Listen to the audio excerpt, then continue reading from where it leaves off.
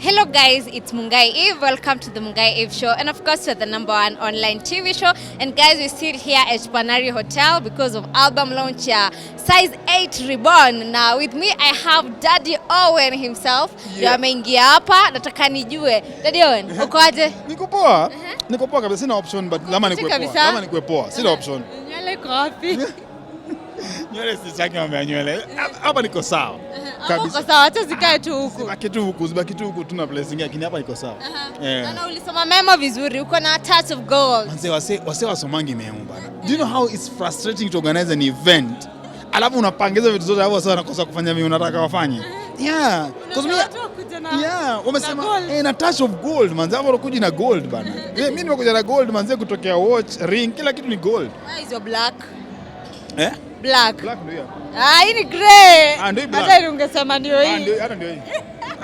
Anyway, today tumekuwa na DJ Mo in my previous video. Ametuambia today is the first time Size 8 anatoa album. Before that, hebu niambie your relationship with Size 8 na waonanga pamoja so many times na your familia. How is your relationship? Number one, me and the Morais, we are family friends. As in, we've known each other for so long yani. Na chenye watu wengi hawajaijua, Size 8 alikuwa my dancer. She used to be my dancer. Yani nikiangalia zile video za umeokoka na bado una kaka huko nyuma kana dance. So, she was a very small girl. Kalikuwa kerere and all that. She was a very small girl. Yeah. Do you want to say you are old? You're calling yourself old. Kalikuwa tiny. Kalikuwa tiny kama wewe. Alafu kalikuwa na kelele nini. But I used to know that she's destined to become a great artist, a great person in this country. And Moraya tumekuwa very good friends. And Moraya, what many don't understand, when I was going through a lot, DJ Mo stood with me kabisa. Yani that is, for me, Mo is a brother. He's a real brother. Yani yeye alisema na mimi sana. So as a family, they are my very good friends and we are family friends. So apart from just being artists, we are very good friends and family friends. Wewe nimekupigia debe hapo. Okle muntu lele. Ndani ya munga hii. Okle muntu lele. Tobina. Unajua wameniulizaje hapo kwa interview kwanza. So who's your favorite gospel artist? Because for me, Moji. Because he's a young guy that amesema all this time, yeah? He's lying. No, ask anyone, I'll tell you. Mimi nimesema Moji because si hapa kwa interview. No. Nimeulizwa pale. Na Munga hivi usikata hii, wacha wajue. I'm inspiring this guy. No, but this guy, for me, he's my favorite gospel artist because right now I can relate to how he is right now when I was like 10 years ago. Being that young. Wewe tufanye song. Kwani interview ni ya kila mtu? Siku gani? Unataka tufanye siku gani? Hivi karibuni. Nataka karibu narudi na oncle ulikuwa unasema kitu poa sana kunihusu. So nikasifu endelea. Being young that how he is right now. Na hizi challenges that happen kwa gospel industry whereby every young person ana jump ship and to the other side, yeah? Him standing there na kuendelea kusimama na word. Haja compromise. He's still releasing gospel music. We know his character. We know how he's standing for the word of God. It's not easy by the way. It's a challenge.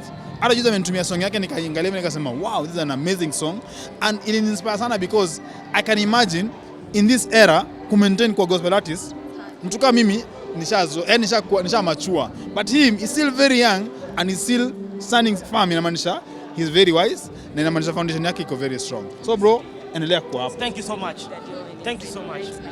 Umeshukuru? Mimi nashukuru. Wise words from Daddy Owen. I appreciate you so much. Daddy Owen, asante sana kwa kuninspire. Asante. Wewe ni young man mwenye uko sawa. You are saying something about Size 8. Ulikuwa unatuambia you knew she was I knew she's destined for greatness and where she's right now for me it's not a surprise because nimemwona akiwa mdogo paka pale yako hapa alikuwa anaishi huko place ndo Poi. Hizo time paka wa leo ukimwangalia I just know nilikuwa najua this young girl will become someone great. Na here we are right now. Yeah, unaona ashafanya muziki for all these years, alikuwa dancer, sasa anakuwa ashakuwa pastor. You understand? So it means she's moving to different levels of life na tumeona kigrow in our eyes. Through our eyes tumeona hizo zote zikihappen and right now I believe she's going to be that person that all of us we expect her to be.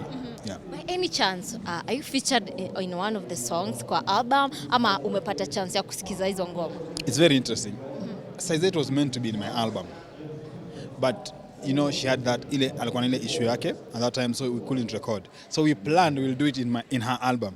Mimi nimekuwa away for a very long time, so nikirudi napata ashamaliza album. So decide we'll do a song outside our albums, but just a single for the both of us.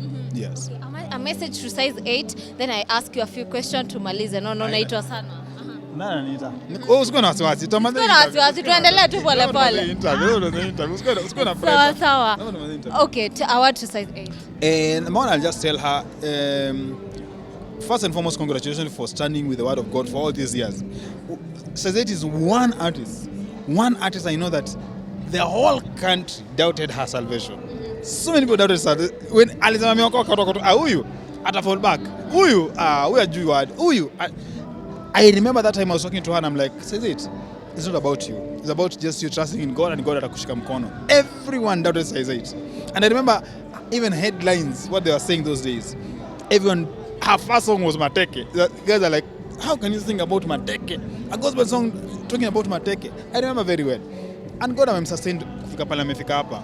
And even right now that she's entering into pastoral career, it's not easy.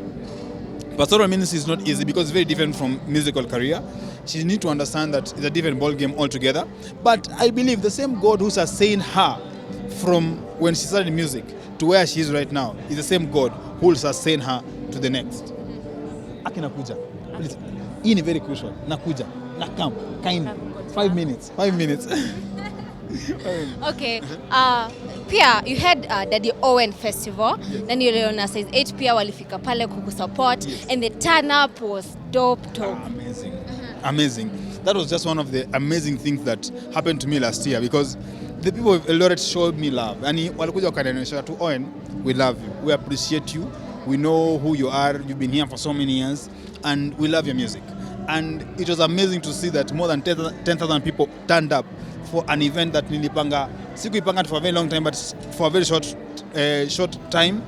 And considering everyone is saying gospel is dead, everyone is saying Kenyan music is dead, everyone is saying all these things, and then we go to Eldoret, we put a very one of the major events that happened last year. So for me, I appreciate my fans for just standing with me, and I thank God for just showing me that He still loves me, and the fans showing me that they still love me. No matter what I went through, they still consider me as one of their icons. Yeah. Ukiwa hapo tuko kusema yani muziki wetu ni kama umekufa in everything. Kuna hii agenda Eric amekuwa akipusha play 75% Kenyan music. Wewe kama msanii mwenye umekuwa kwa industry for a long time, what do you think about that? I think Eric is doing a good job. You see, sometimes just because he's a comedian, people think that everything is a joke. What he's doing is a good job. I commend him for what he's doing.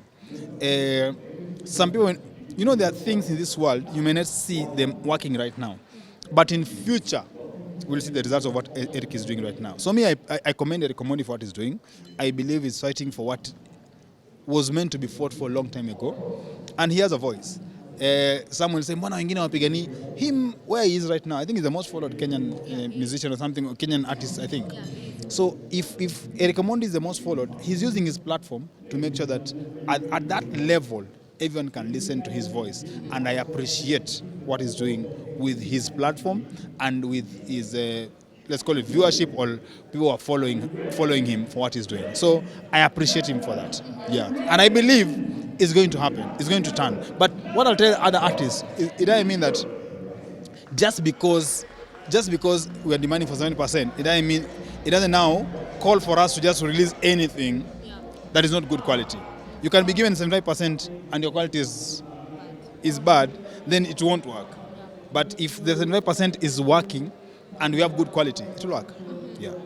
So you support the agenda? No, I support the agenda. I support the agenda. Do you feel like if this thing ingekuwa imefanywa way back, saizi tungekuwa mbali sana in our industry?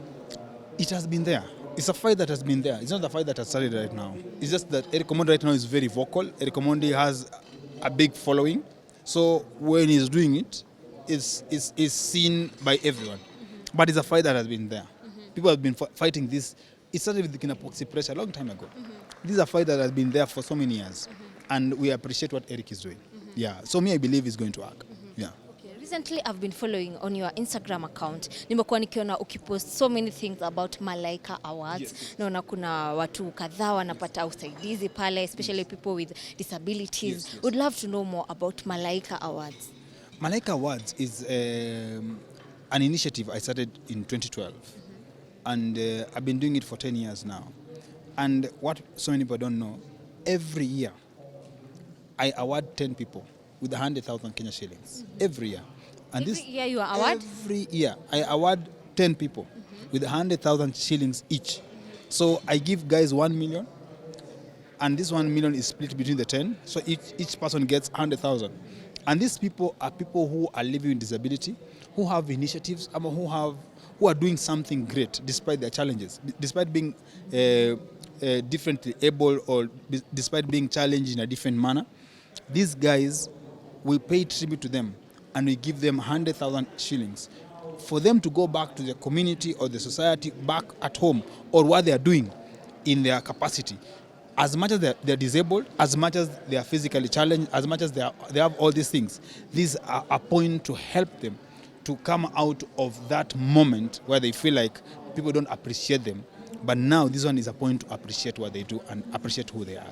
Yeah. Okay, you normally have a period yenye umeset ndio unafanya hiyo kitu, ama it happens each and every month? It happens every year. Every February? No, it happens every year December 3rd, because December 3rd is World Disability Day. Is the UN Day for World Disability Day. So I do it December 3rd just to pay tribute to the people living with disability in this country. Yeah. And apart from that, this time around I've changed it a bit, whereby I focus more in helping the children who are born with disabilities. Because more than 75% of physically challenged children, they can. They can. More than 75% children who are born with disability, it can be corrected when they're still very young. Yeah. Okay. Yeah. The last question, Daddy Owen, meamuani hapa. The last question, umefitia kwa shot yangu. You released an album the other day. Ningetaka kujua so far inafanya aje album yako? Inafanya poa sana, because you see, what people don't understand is that my first album niliuza through a cassette. Sorry bro. Sorry bro. Una maneno leo? Haina noma. Hizo tushazoea. My first album nilisell through cassette. My second album nikauza through DVD, VCD and all that, till my fifth album. My sixth album now is the album that now I'm doing as a digital. I'm launching it on a digital platform. So I'm still getting the hang of it. I'm still trying to understand how it works, but I appreciate how it's doing so far. Yeah, for me, I appreciate how it's doing so far. Yeah. Wow, ningetaka upeane award to, umesema Moji huwa anakufurahisha sana the way he's doing his thing. Being a young person mwenye anafanya gospel, it's not easy. Ningetaka kujua what word can you give to people out there who has talent? Because pia mimi huwa napata wasanii wana reach out, wanasema wanaogopa, wao wana feel talent yao iko kwa gospel, but venye generation iko saizi wanaogopa. Yeah, you see, gospeling is more of a calling. It's not something that you just wake up in the morning and decide to do gospel. So while wanaogopa inamaanisha they've not been called to be gospel artists. Gospel is not easy that people think. Being a gospel artist is one of the hardest things in this country. Let me just tell you the truth, because you're judged from your family to the people out there, the media, their fans, all of them, they judge you. There's an expectation that people think that just because you're a gospel artist, there's a standard that you need to keep as a gospel artist. And it's not easy, because even on a personal level, there's some people who can't keep those standards as much as they're just born again. You understand? So being a gospel artist is not easy. So when I see Kina Moji, I commend them for the work that they're doing, because it's not easy to become who they are all these years, maintaining that consistency and becoming relevant in this generation. Yeah. So I can tell any young person, when you go to gospel, just understand, it's not as easy as you think, but at the same time, God will give you the grace to sustain you. Yeah. Okay, the last question. Hapo kwa kujajiwa, Daddy Owen, there was this time you commented pale kwa comment section ya Brenda Wairimu, ukamwambia, are you related to fashion? Because you guys look alike. Na ilileta a lot of controversy online, watu waliongelelea, ukauliza, watu wengine wakasema, Daddy Owen is trying to shoot his shot. Yeah. You know it's Valentine's. Why are you trying to shoot your shot? Brenda ni best yangu sana.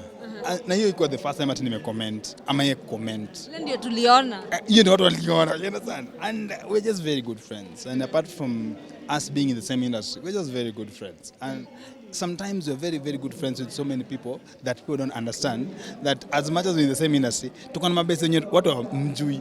I'm friends with so many guys in the industry. And zingine zinajulikana, zingine hazijulikani. Yeah. So why are you shooting your shot? You're not answering my question. But how can you just shoot your shot to your friend? Your friend, best yako ni best yako. Hapana, Hapana, best yako ni best yako. Best watu wabaki tu kwa best. Yeah. Oh, unaweza tuko love season. Kesho ni Valentine. Kesho si tuko men's conference. When you men's conference? Wewe umeamua. Ununulie watu maua. Ai. Nani sasa? Nani? Mimi niko sawa. There's no one? No, there's no one. You still alone? Niko sawa. Unalala peke yako kama swara? Kabisa. Kama swara? Kabisa. Na niko sawa. Tutachunguza. Anyway, tukimalizia Daddy Owen, talk to your fans. Na pia tuambie, unajua huu ni mwaka mpya, 2022. Plans ni gani? Unajua my fans, we always expect the best from our artists. One thing I'll say is I want to thank my fans for standing with me when I was going through a lot. They stood with me when I brought the album, I launched the album, they appreciated the album. When I was doing my events, they came through for my events. They show me love online. They support me no matter what. At the same time, I want to tell my fans that this year I'm working so much, of course, on my music, because so many of them wanasema toa more. So I'm working on it and I'm releasing more songs. At the same time, I want to urge my fans, as we are in a political year, so many fans should understand that at the end of the day, practicing your political right is very important. Go and vote wisely. Let's avoid any violence. Let's not support politicians who are here to use us as tools, you understand, during violent times and all that. Ama they just hire you to go and participate in something that is very toxic to the society. So I'm urging the young people, it's a high time for us to practice our political rights in voting and all that, but at the same time to understand that we need to maintain peace, because that peace is what we need even after election. And at the same time, I'm working so hard to help children who are born with disability, and I believe where we are right now, we can help them and change their future. And I believe through God's grace, we'll find so many children from marginalized areas and we'll bring them for corrective surgeries, and after surgeries these kids will have a bright future. That's my goal, that's my purpose, and I thank God for that. Yeah. Okay, tukiwa hapo kwa political year, so many artists and so many people in the industry right now, they are venturing into politics. Unaweza waambia nini? It's their political right. But at the same time I need to tell them it's a very different ball game altogether. Being a musician and going into politics is very different ball game altogether, because your fans love you for who you are. But the moment you move to politics, now there's a line that will be drawn between who you support and which sect you come from and which tribe. You understand? All these things. I call them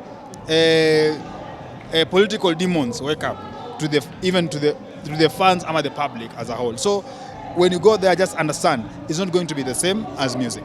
Yeah.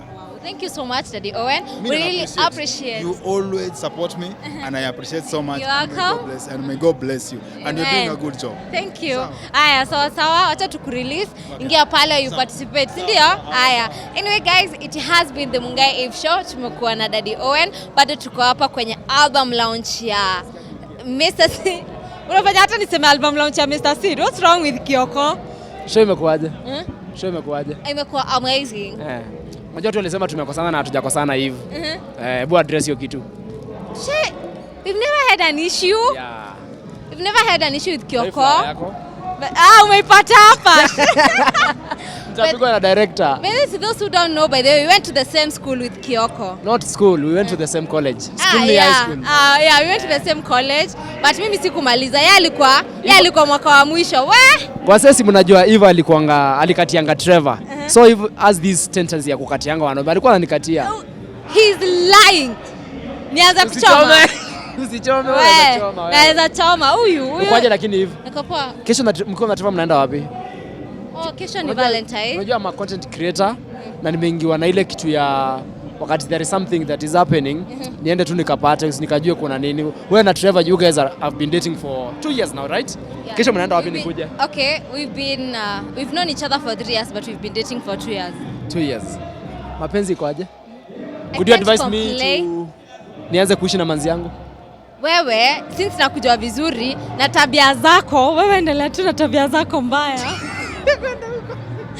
Wachana na Kioko. Anyway guys, it has been the Mungai Eve Show. In case you haven't subscribed to my YouTube channel, subscribe and turn on the notification bell. And by the way guys, I wish you a nice Valentine's. Wenye wako na wapenda nao mpelekwe mahali, you enjoy yourselves. Na wenye hawana pia, love yourself. Ninajua self love ndio kila kitu. Subscribe, we meet in the next video.